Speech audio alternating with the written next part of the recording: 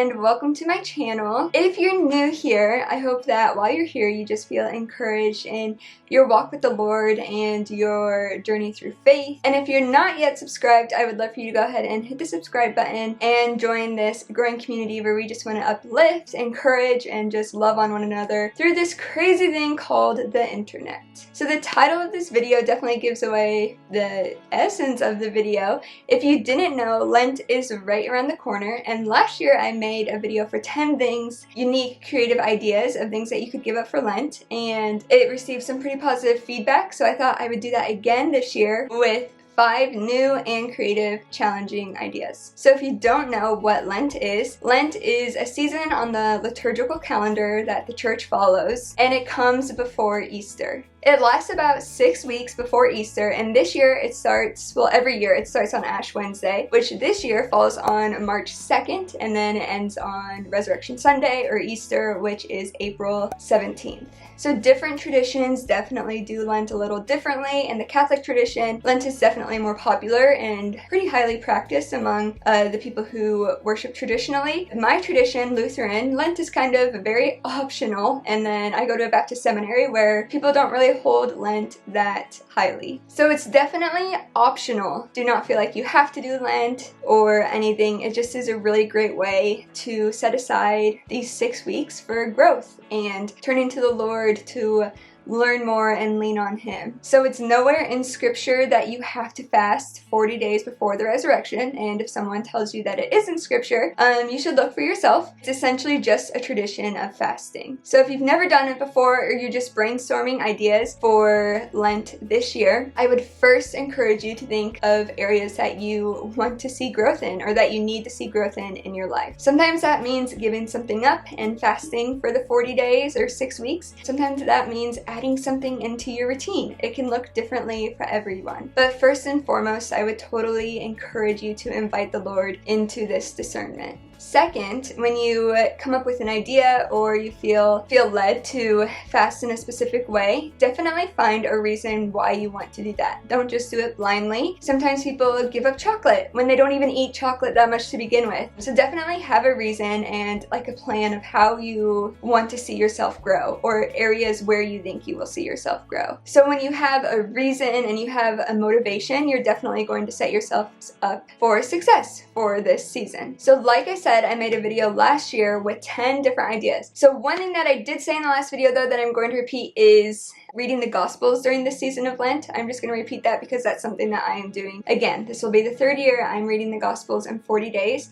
It's really challenging, but it also is really incredible to see Jesus' life depicted in 4 different ways leading up to Resurrection Sunday. But I will also be adding another thing this year, and that is the first thing I'm going to share with you, the first idea, and that is to give up meat. I was really challenged this last fall when I was in a class that really focused on creation care, what the creation accounts mean and how it depicts God as loving and caring for every single part of creation. And that means that God cares deeply for the food that we consume, especially when it comes to meat. I definitely feel as though I need to reset my mind and reset my heart to be in more of a position of gratitude when I am eating something that is a living thing and loved so much by the Lord. So that is why I'm giving up meat for the 40 days, just so hopefully I can reset my mind and I don't just take what I eat for granted like I do right now. Just that I'm actually aware of what I'm eating and aware of the sacrifice that was made for me to be eating it. So it's not for diet purposes, and I have been doing a lot of research on protein substitute, so I will be doing it safely. And if this is something that interests you, I would also encourage you to do research and just make sure that you're fueling your body in the way it needs to be fueled. The second idea is to give up television. So that might mean Netflix, Hulu, Amazon Prime, HBO, all the subscriptions, but to give it up. And instead you can use that time to either be more present with your friends and family,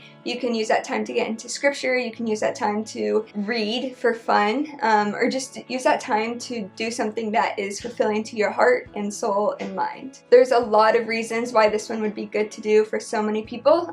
We just spend so much time on screens nowadays. It would definitely be challenging though, so if you do it, let me know how it goes in the comments. The third idea is that this season of Lent, you could say, I am going to restrict myself from my phone usage.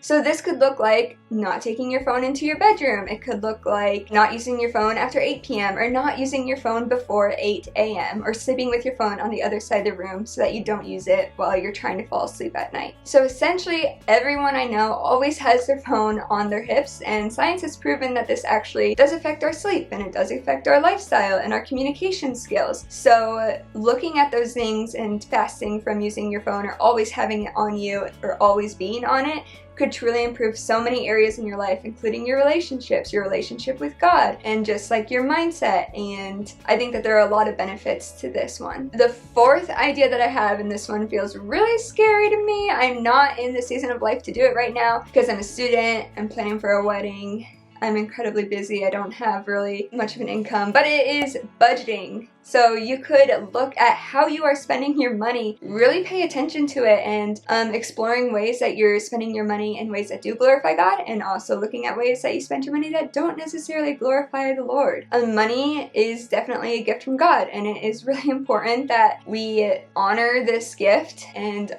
show so much gratitude for it. So budgeting could definitely be a really great way to do that, and you would grow and learn so much probably about yourself and your spending habits. I would guess that if you gave or you added budgeting into your lifestyle for Lent, you would grow significantly. And the fifth and final recommendation I have for you today is to move your body. Whether you decide, I'm going to move my body for these next 6 weeks for every day or 3 times a day. And I'm being very purposeful when I say move your body instead of working out. I feel like working out sometimes can have a really negative connotation, or it can it has recently kind of fallen into shame culture of what a workout has to look like for it to count. But moving your body can just look like stretching while you pray or going on walks. Sometimes all you might have time to do is a quick walk around the neighborhood, and that counts for something because you're moving your body, you're showing appreciation for your body, and we are just so lucky to have our bodies and have this experience on earth in our body. And maybe if you do decide to go a little bit more on the extreme, you want to move your body for 30 minutes a day, you could see some serious health benefits such as body changes, mental changes, and just feeling overall really good about who you are and what you're doing, and just honoring this God-given gift. Something that I've been doing a lot lately is making sure that I'm walking. I take homeboy on walks pretty much every day, and sometimes I use that time while I'm walking to listen to a podcast, to reset, to call a friend that I haven't talked to in a while.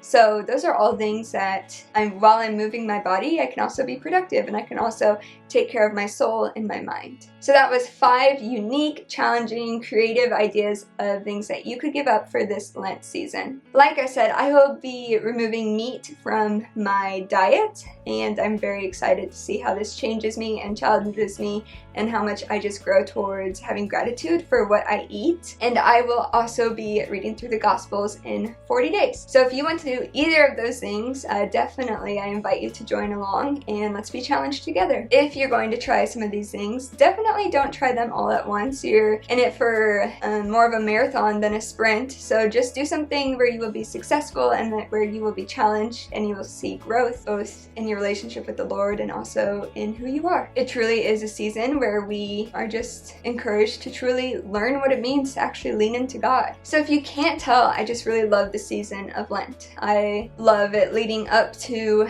Easter, and there's just so much beauty in this time. So I'm excited. I hope that you're excited, and I hope that you find some inspiration of something to challenge yourself. I'd love to know what you're going to give up or what you've fasted from in the past for this season, so let me know in the comments below. And if you have not yet subscribed, go ahead and consider subscribing. Thank you so much for watching today's video, and I hope that you all stay safe and stay healthy.